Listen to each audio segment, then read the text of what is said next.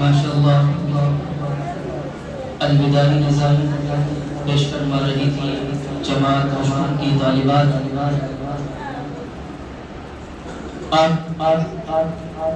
وہ گھڑی، وہ لمحہ، وہ ساعت جس کے لیے آج کے اس دن کا، ان رونقوں کا اور اس مجلس کا اہتمام کیا گیا ہے، وہ وقت آ چکا ہے کہ جب وہ طلبہ کرام کہ جن کو اللہ رب العزت نے اپنے پاک کلام کے لیے چن لیا،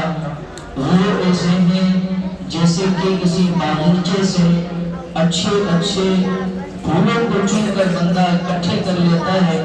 اور ان کو سجا کر کہیں رکھ دیا جاتا ہے. بالکل اسی طرح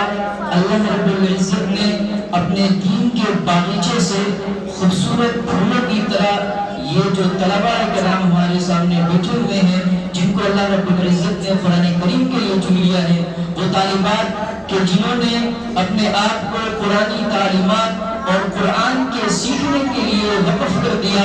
وہ والدین کہ جن والدین نے اپنے ان بچوں کو دنیاوی معاملات سے ہٹا کر فقط ایک اللہ کی رضا کے حصول کے لیے، اللہ کے کلام کو سیکھنے کے لیے اور حضور کی حدیث کا مصداق بننے کے لیے کہ خیرکم من تعلم القرآن وعلمہ، کہ تم میں سے بہترین وہی ہے جو قرآن کو سیکھے اور سکھائے.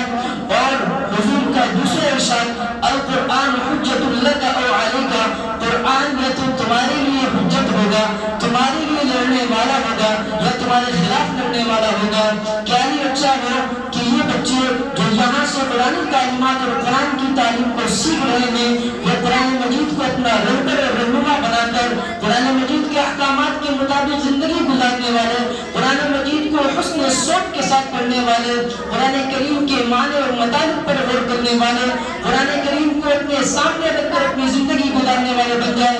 ادارہ ہادہ کا مقصد، ادارے کے انتظامیہ کا مقصد، حضرت مفتی صاحب دامت برکاتہ العالیہ کا مقصد یہی ہے کہ مسلمانوں کے بچوں کے اندر اسلامی تعلیمات کو عام کرنا اور مسلمانوں کے دلوں کے اندر، مسلمانوں کے بچوں کے دلوں کے اندر قرآن کریم کی محبت کو انتہائی شدت کے ساتھ بٹھانا. اور جہاں قرآن کریم کی محبت کو بٹھانا مقصد ہے، وہی قرآن کریم کی محبت کے ساتھ ساتھ حسن اخلاق کے ساتھ اپنے آپ کو مزین کرنے والے یہ طلبہ اور طالبات بن جائیں. ہمارے ادارے کا مقصد فقط اتنا ہی ہے کہ انسان کو، مسلمان کو مسلمانیت کے ساتھ مزین کیا جائے اور اللہ رب العزت کی بارگاہ میں ایسے انسان بنا کر پیش کیا جائے کہ جس کو اللہ رب العزت بھی پسند فرمائے. کہ جس طرح صحابہ کرام رضوان اللہ تعالی علیہم اجمعین نے اپنے سینوں میں قرآن مجید کو محفوظ کیا اور سینوں میں محفوظ کرتے ہوئے آگے در آگے پہنچاتے رہے، سینہ بہ سینہ قرآن مجید مجھ اور آپ تک پہنچا ہے اور قیامت تک یہ سلسلہ قرآن مجید کا اسی طرح سینوں کے حساب سے چلتا رہے گا.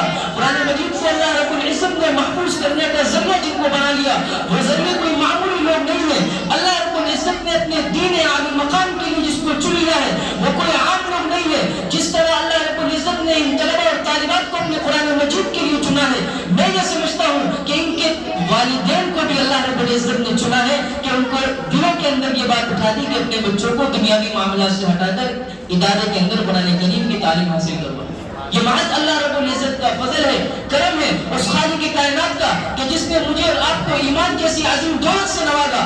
مانگے وہ دولت عطا کی کہ جس دولت کے لیے صحابہ کرام رضوان اللہ تعالی علیہم اجمعین نے کیا کچھ مشقتیں برداشت نہیں کی. حضرت بلال رضی اللہ تعالی عنہ کا واقعہ مشہور ہے، گرم تبتیل ملین پر لٹا دیا جاتا، بڑا باری چٹان ان کے سینے پر رکھ دیا جاتا اور صرف اس بات سے ان کا انکار کرنا مقصود تھا کہ ایک اللہ کی وحدانیت سے انکار کر دو تو میں چھوڑ دیا جائے گا. لیکن حضرت بلال رضی اللہ تعالی عنہ جواب میں صرف ایک ہی کلمہ ادا کرتے، احد احد، اللہ ایک ہے، اللہ ایک ہے. آج وہی بلال حبشی رضی اللہ تعالی عنہ جنہوں نے اتنی قربانیاں دی، ان کی قربانیوں کی صلہ میں اللہ رب العزت نے ان کو مقام عطا کیا کہ زمین پر جب وہ چلا کرتے تھے ان کی قدموں کی آہٹ جنت پر آیا کرتی تھی.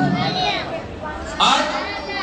یہ وہ بنی، یہ وہ لمحہ، یہ رونقیں سب قرآن مجید کی وجہ سے ہیں. میرے اور آپ کی عزت قرآن مجید کی وجہ سے ہے. سب کچھ اللہ رب العزت نے اپنے کلام کے توسط سے مجھے اور آپ کو عطا کیا ہے. اور میں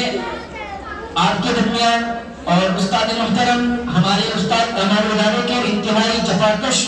ہمارے ادارے کے انتہائی مضبوط اور ستون کے مانند استاد فضیلت الشیخ انتظامی امور کے سربراہ قاری محمد حسن قریشی صاحب دامت برکاتہ العالیہ کی خدمت میں التماس کروں گا کہ وہ آئیں اور وہ آ کر طلبہ اور طالبات کو آخری درس پر پڑھا دیں.